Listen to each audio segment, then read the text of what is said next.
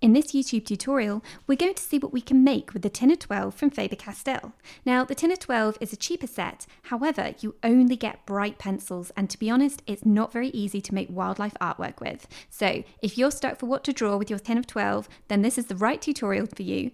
But if you're wondering whether to buy the tin of 12, then have a look below, because I've made a list of pencils that are much better to choose for your wildlife artwork. So let's see what we can do with this set of 12 from Faber Castell. Now, the image is going to be linked below. It's a lovely bee eater, and I'm going to start around the eye, which is normal for me. Of course, the good thing about this set is that you have at least got a black and a white, but one of the things that lets it down really badly for me is the fact that it's got absolutely no greys, and then of course the only brown we've got is that kind of reddish brown, which is the sepia. So for this piece, we can actually make pretty good use of that sepia, but for most pieces of art, I really need some of the more neutral browns. So I'm going to get most of the darks established in the face quite quickly. So I'm leaving some patches where we have, if you have a look at the photo, some slightly lighter iridescent areas, and we'll get those colours in, but I want to get all of the black down straight away. So for the beak, we will actually use some of the 151. Again, this was a pencil I was actually quite surprised to find in the set of 12, the 151. It's not a pencil I use loads, but it is very useful. However, compared to the rest of the pencils in there, I thought they would have put in a pencil that personally I would have used much more often, such as one of the dark greys or one of the dark browns. But we can definitely make good use of the 151 in this drawing. I'd say in general, unless you're going to be doing flora, this set is not particularly useful for wildlife. The only kind of wildlife I've found that it suits easily, other than something like a bumblebee, would be these exotic birds. So unless you're particularly into drawing your exotic birds, this set is just not going to be very useful. So I'm going to take the 151 because if you have a look at the reference photo, we can see that blue is found in the top half of the beak in particular. It's where it's reflecting the sky. This pencil puts down a lot of colour, a lot of pastel very easily, even though it's very dark. So you actually, in general, don't want to press too hard with the 151. So I'm filling in that section of the cheek that I'd left. I'll probably go over with a bit of black as well, but it's just starting to give that section a bit of lift. We will go in with some of the small iridescent highlights that we can also see. Well, we haven't got very many colours to choose from in the way that we're going to do that, but we will get them in. So I'm swapping back to my black so that I can blend these areas together. This is a step that will show up better to you in person instead of on camera, because the two pencils are very close in tone, so light and dark, they're very similar, but of course the black hasn't got any colour in it, whereas the 151 has that lovely rich blue. So if this was me ordinarily, I would be using some of my dark greys, the 181. I'd be using some dark browns around the edge to cushion it in. I can also see dark browns around the eye. So this is a little bit frustrating to have to draw in such a reductive fashion. Another pencil that is key for this drawing, and we have got, would be the red for the eye. So I'm going to go in, this is the 181, and be nice and careful as you go around with the red.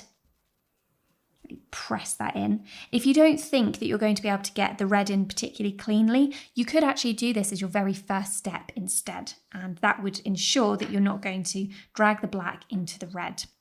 And then while I'm here, I'm going to go in with a speck of white for the highlight. Again, I don't usually go in straight away with a white for the highlight, so this is another way that I find this set a bit too reductive. Even for beginners, I think it's important to start to build up those skills early on and not just be reaching straight for black or just for white. So carrying on with a sort of underpainting, I suppose, we're going to use the 283, which is particularly useful to have on this occasion. And we'll start working on the back of the head.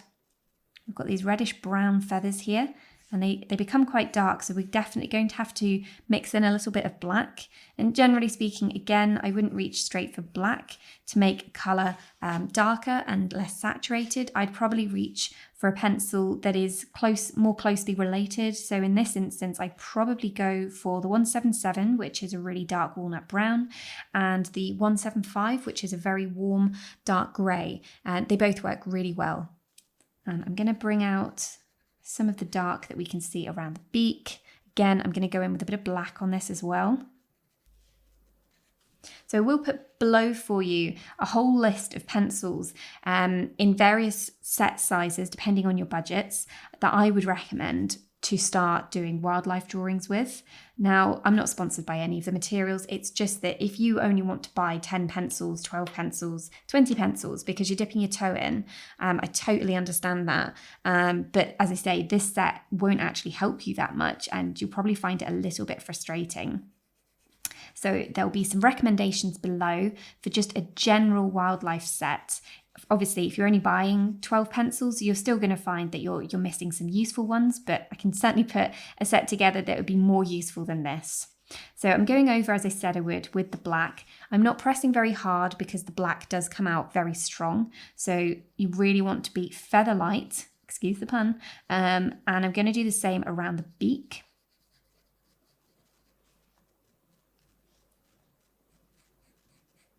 I keep pausing to have a look at my photo. I always do this. Sometimes I try and edit it out because I will literally be staring at the photo, not doing anything for about 30 seconds. And again, I'm just very, very gently going to bring that up. He's got a really hard stare. If you have a look at the reference photo, we've got this nice shadow here, but I want to bring it up with a little bit of blue instead of just the black. I'm going to do the same around the back of the eye, just a tiny, tiny little glaze there with the pencil. It's very, very small. And then to sort of finish off the head, I'm going to take my green. Now, as I said at the beginning of this video, there is actually a second green in this set, and frustratingly, I couldn't find mine. I know I've got it somewhere, but I have got so many pencils now. They're all so mixed up. I've got like 5 of most colours that I use, so a lot of the browns and the greys. I've got multiples of them hanging around. And these colours aren't colours I use very often, so I know full well I have it somewhere, but I have no idea where it is. So I really do apologise for that. You might find a use for I think it's the 168. This is the 167, so they're going to be very, very similar because when the numbers are placed that close together, it means that the colours are quite similar.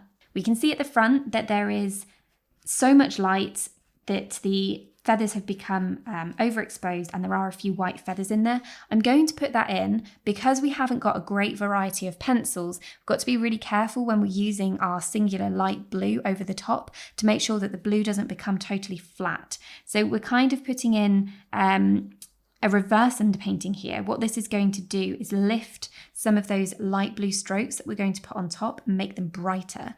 This is actually a technique I use on blue iridescent birds to get the blue bright enough anyway. So there you go, it's one of my top tips. And we'll do the same underneath where it becomes super, super light. So I'm going to brush it on a bit like feather work here, and you'll actually find that this does add to your finished texture. I'm leaving little gaps where the card can show through so that we're not going to get just a really bright blue all over. Again, I can see some just around the beak here before it goes into the yellow.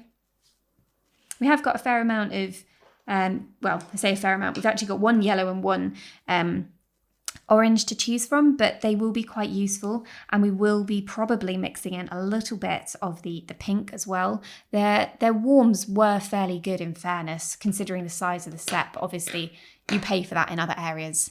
You can't have as many of the blues, for example. I would have loved to have a turquoise. I think that would have actually finished this set off quite well, because most of these colours do lend themselves to exotic animals, and most exotic animals do have some sort of turquoise in there. So I think that would have been maybe a better choice than putting in a second green.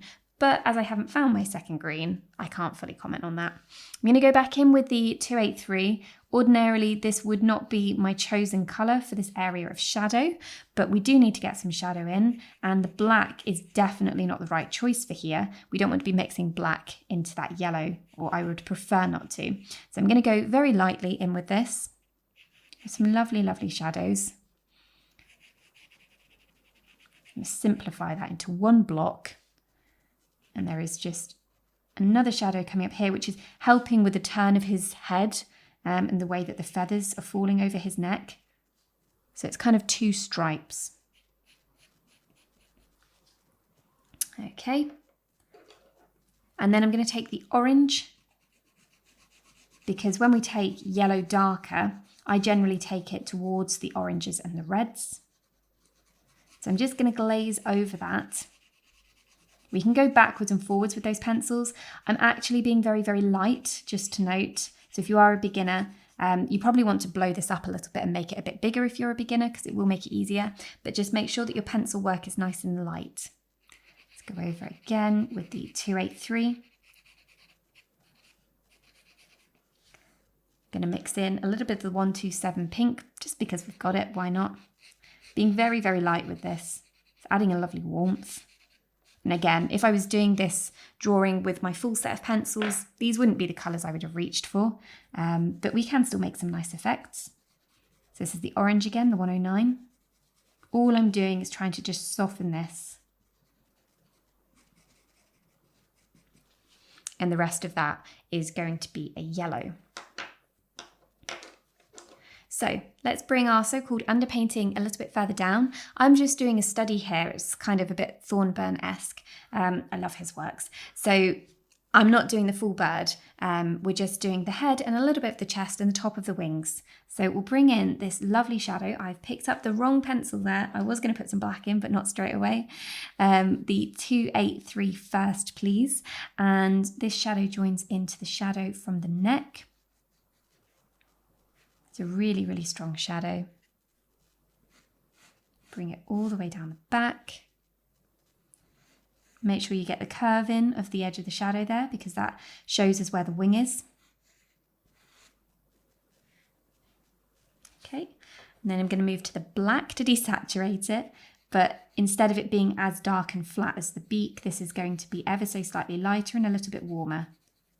So again, I'll probably just go backwards and forwards with those pencils a few times until I'm happy with the way this area sits.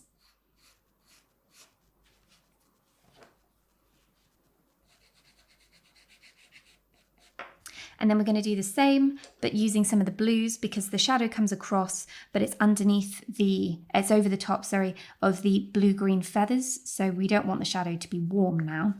So the 151 to start with, and again, just be aware that this pencil can put down quite a lot of pastel, so you don't want blue to spread into where you're going to have your yellow, for example.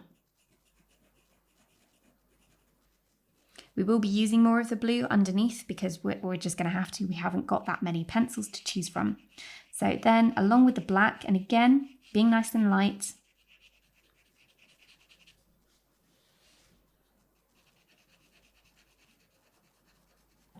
and I'm now going to go over that with the green, because we have got greens in here and you can see greens in the shadow.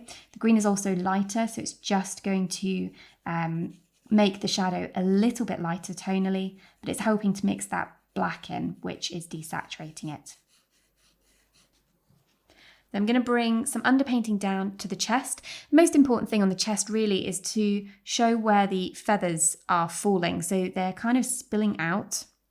Let's just give ourselves a few sort of directional lines, and it gives you an idea of where they're headed. So I'm going to put the black down so I can't accidentally pick that up. And I'm going to use a mix, I think, of the 151, so our really dark blue. I'm going to use some of the green. I've got the 167, but if you've got the 168, then have a go with that one.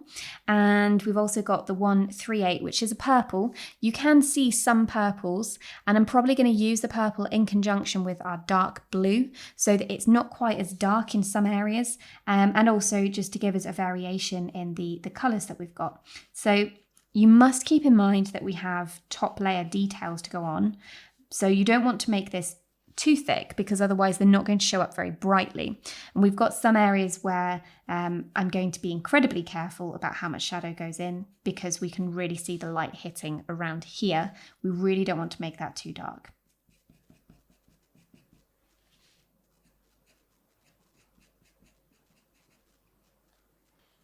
So you can see as I'm constructing this, it's fairly fiddly work, which again is why I really don't think the set of 12 is a very good beginner set, because I think actually to use the set of 12 to get a drawing that that looks fairly good by the end, you need some pretty advanced techniques. You need a really good amount of pencil control, and you really do need to know how to mix your colours and tones to get enough depth, despite the fact that we haven't really got a broad enough range of pencils. So I find it really quite frustrating for beginners, because obviously you probably don't want to go out and buy a full set. They're very expensive. And what happens if you buy them and then you just don't use them and it feels a bit like a waste?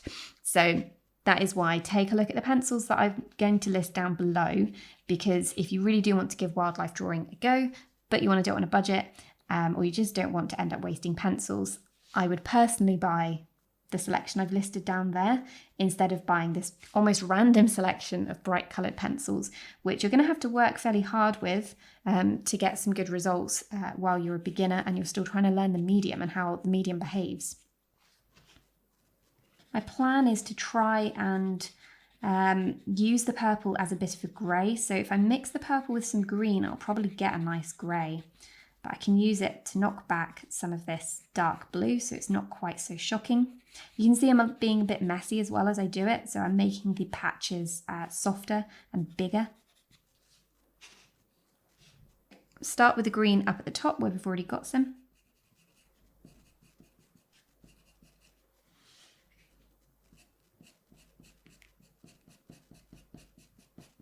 This green really is quite light.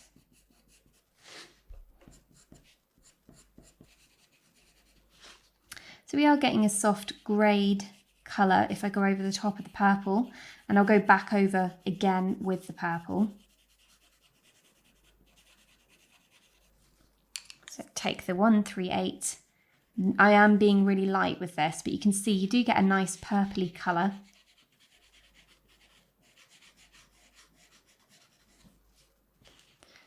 The main worry for me is that there isn't a broad enough range of light greens or blues to create a nice turquoisey finish. So I'm going to start putting in a few details with the green. See, I haven't put any blue down yet. I'm almost holding that as my Hail Mary and hoping that the blue is really going to be bright enough to carry this piece. It is a beautiful blue that they've given us, the 140, but you really do want a bit of turquoise. So as I come into the area, which I know is going to be quite light by the end, I'm just going to put in a small amount of white to, again, make sure that we can hopefully get enough variation in this piece.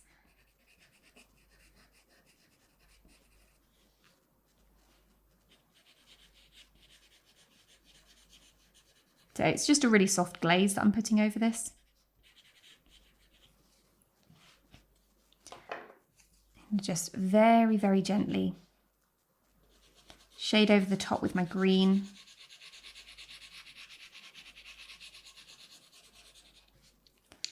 Back with the white. Because over the top of this, I will be putting blue. So by giving a green sort of undercoat, it's going to make the blue pop just slightly more.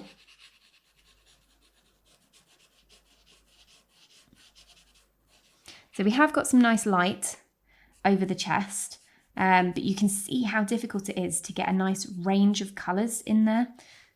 I'm just adding some of the green into the slightly darker areas. You can see compared to the photo, this isn't at all the right colour.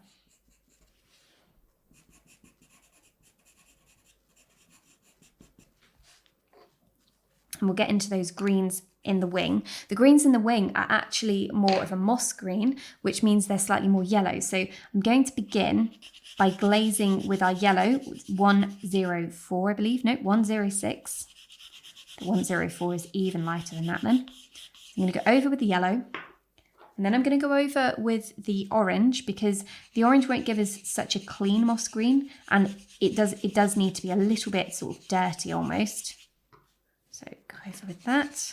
See, I'm just glazing by using the pencil on the side. It keeps it nice and soft. And then head over gently with our only green, my only green. You will probably have two. You can see how we're getting a very different type of green by doing this. And I will now go in with a mix of some dark pencils. So I'm actually going to use a little bit of the sienna because we've got some sort of, you know, those mossy, slightly dirtier greens in here. A red and a green must never be seen. They're complementary colours. And if we mix them together, we'd get a horrible sludgy brown colour, which obviously we don't want. But using this in between those feathers for the shadows is actually going to just help make the green feel greener. I know that sounds kind of silly, but it does work. And we'll definitely have to use a bit of the blue in here. So I'm just heading over, quite messily, but very, very lightly, some of the 283. So I'm just mixing backwards and forwards between the 151 and the raw sienna there to get a dark, desaturated colour. It's sort of similar to the 175, which is a dark grey that I absolutely love to use and would have used on this piece. Then I'm going to go back in with the green on top of the moss colour that we've created. This green is now going to look very different and pop against it. And we can add a little bit of the blue if we want to in here as well. But it does make this green feel a little bit more turquoise by comparison, which is really nice. So that's the combination of these warmer colours that we've put in and that deep red. So I know we can't actually see orange, but we have to be somewhat imaginative when we've got a reduced set of pencils. I'm going in with the orange for those highlights and with the yellow as well. The yellow might seem like the more obvious choice. Why not just go in with the yellow? But because we have so few pencils, we need a broader range to create the bounce and the light that we see. And one pencil by itself probably is going to feel a little bit flat. You can see as I'm going in with this yellow, the wing is starting to feel as though it's glowing a bit more. Really liked the effect that this 106 has. I've got to say, the 106 is not a pencil I use very often, but having done this, I think I'm going to start incorporating it a bit more. It's quite a punchy pencil. I think I could use it in a fair few places to good effect. So I will dash a little bit of blue in here when I dig the blue out eventually, but not too much because that wing should be more of a green instead of the blue that we really want to pop on here, and only having one light blue. We've got to be careful in the quantities that we use it in other places. I'm just adding a little bit more purple to here, again, to help differentiate the chest and make it cooler instead of having quite so much green. We can obviously see quite a bit of green in the photo, but I really want the blue to come through on the chest. Okay, so we'll just put a little bit of something in here quickly for the other wing, but we're going to keep that quite simple. So I think the effect of the 283, which is our raw sienna, with the 151 mixed together, that does make a really nice desaturated tone. So I'm going to pop that in here first.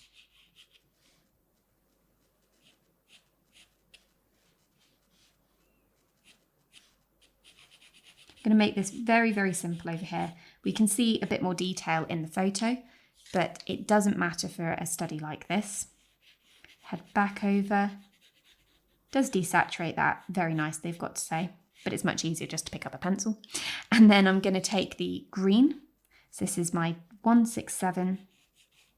Again, if you've got the 168 and you think it works better, by all means use the 168. I'll just pop that over the edge and we'll add a tiny bit of light to this. So I'm just going to take the yellow, using it along the edge because it softens it into the paper, and that's just given it a slight glow. So now we will start to work back into the whole drawing because we really have got a lot more details to try and add in. But obviously with so few pencils, we probably won't be adding in as many details as we would ordinarily. So I'm going to start with the blue, the 140, which really I've been waiting to pick up since the start. So you want your blue fairly, fairly sharp. And I'm going to start by heading over some of the white. I'm not going to cover all of the white though, because we do need that to remain fairly bright. So So you can see this is a much warmer blue than the blue that we have in the photo. The blue that we have in the photo is really more turquoise, but obviously there's not a lot we can do about that, especially in such a small space. So a bit of blue on his face, and then we've got some blue coming down his cheek. Do make sure that you're following the feather direction for this.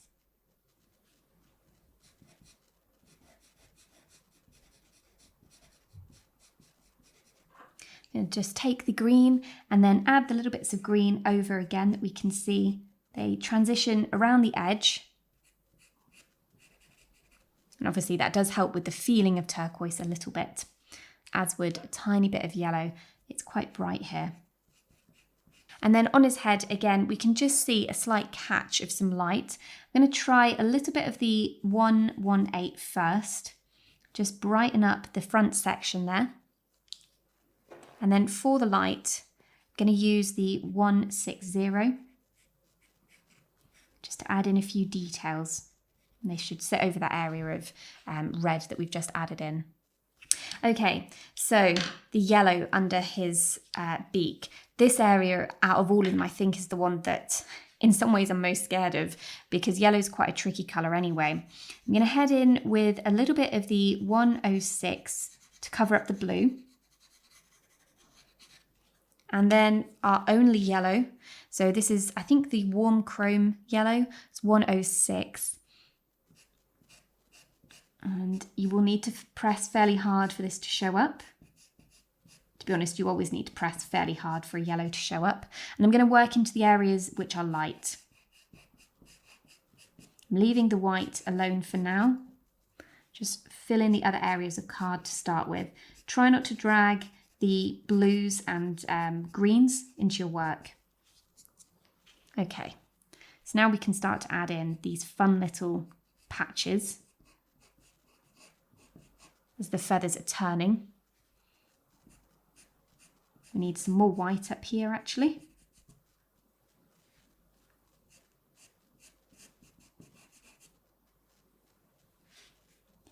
And I'm just going to add some slightly softer marks as it turns into shadow. So just gently blending that out. Taking the white, I do need some more white up here right by the beak. And again, these feathers are splaying out.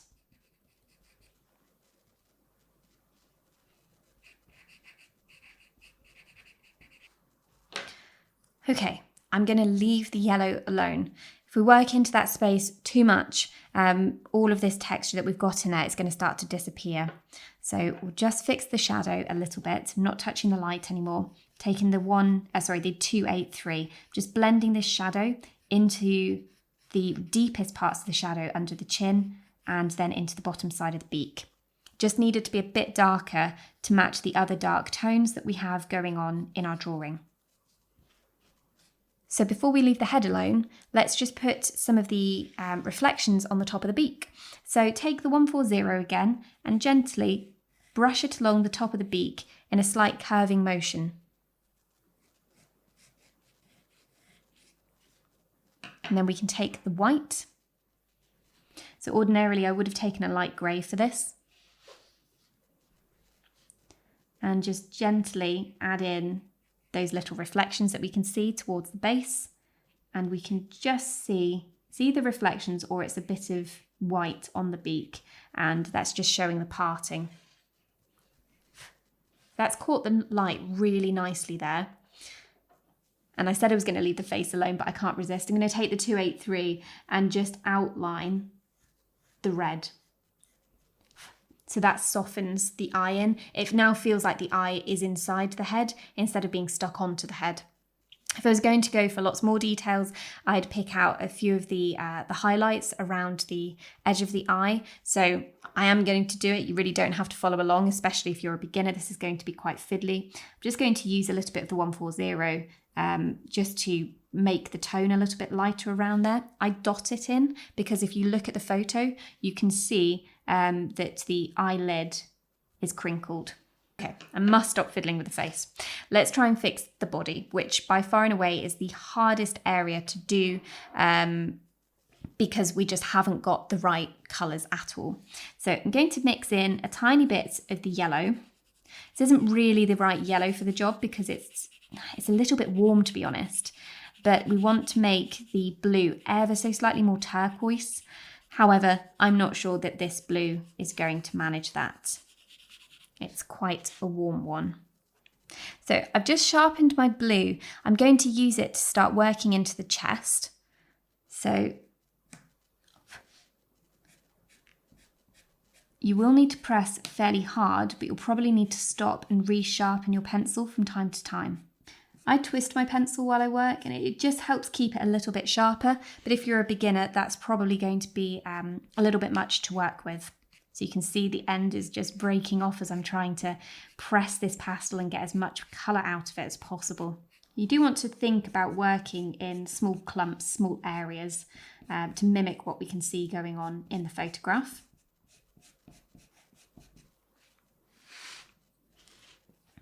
And you do also want to leave some of those shadows to show through, otherwise there wasn't much point in putting them in.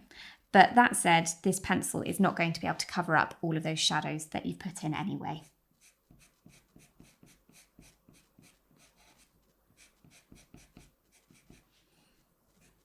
If you'd like to see which pencils I would have picked for a small study like this, and if you'd like to see me put that together so you can have a look at the difference between the two drawings, then let me know in the comments, and that could be something that I can get filmed for you guys, and you can see the difference and the different techniques that I'd be able to put into it. It would be the chest, I think, that would benefit the most from having more pencils, because we would be able to get a lot more lift in the chest and a lot more dimension.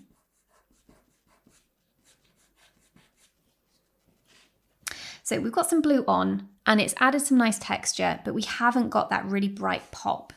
And that's because we haven't got other pencils which are of the same tone but a slightly different colour to put next to the blue and create the really exciting iridescent colours that we can see happening in this photograph. So I am going in with a little bit of white. I am being very, very gentle. I really don't like doing this sort of thing because what we're actually doing is we're desaturating the drawing, we're taking colour out of it, whereas what we want to be doing is adding colour into it.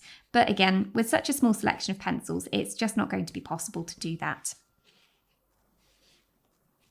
So I've just sharpened up the other pencils that we've already used in this area so that we can go in and add a few more colours but like details. So I'm going to use the green, the 167. I'm going to work around the darker areas with this one first.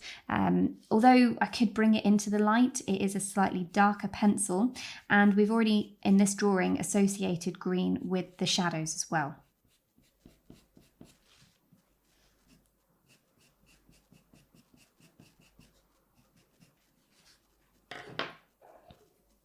Then I'm going to add a bit of the purple. So we have used the purple mainly around some sort of, you want to say grey shadows, but obviously they're not really grey.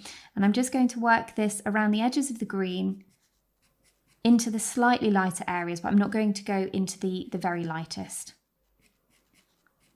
I'm being quite light because this pencil is also fairly dark, so we don't want to make our whole chest too dark.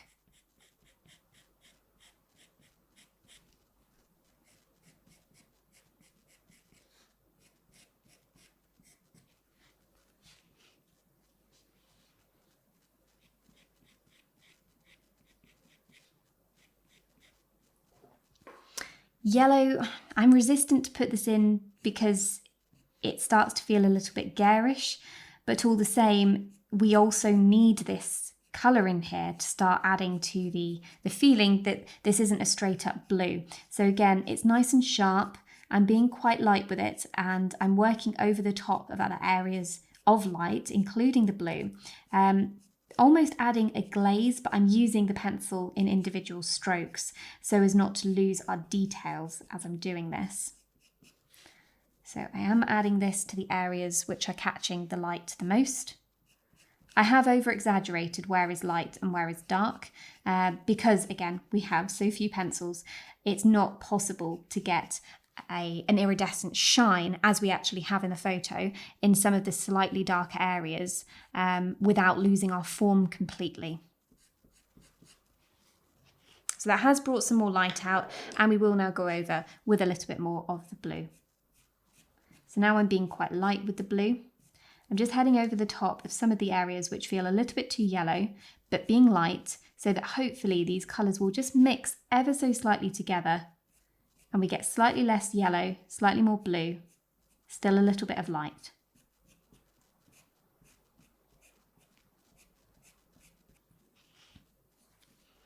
So I did say I was going to add some blue to his wings, which I definitely want to. So just a little bit. You'll find that these colours are becoming quite dirty in here anyway, so you don't want to overmix them.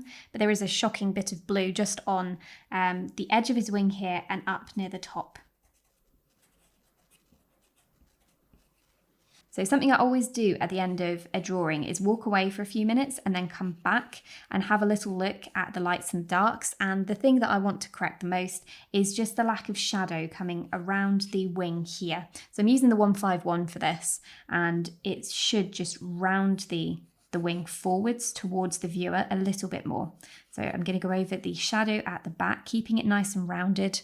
And likewise, I'm just going to go over the shadow which is under his chin and make it a little bit more pronounced.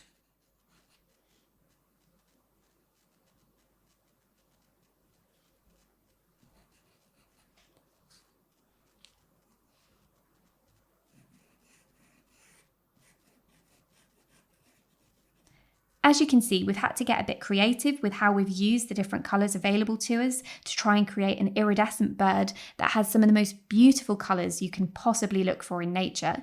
And we aren't able to recreate them faithfully, but we can still create a pretty convincing study of a bee eater with only 11 pencils because I was missing one of the greens. So if you'd like to use this photo for your own study, I'm going to have it linked below. Thank you so much to Khelili because we've used their photo for this drawing on Unsplash. So if you want to find my recommendations below for which 12 pencils I would buy instead of these for some wildlife work, then scroll down into the description and you'll find everything in there. My suggestions for pencils are those which will work for your general wildlife, so it's lots of browns and greys. It will look boring at first, but it is going to give you a better chance of doing actual wildlife drawings instead of a 12 set of really rainbow coloured pencils. So I hope you've enjoyed this tutorial. I hope you found it useful, especially if you're stuck there with your set of 12 and you're wondering what to draw. And until next time, happy drawing.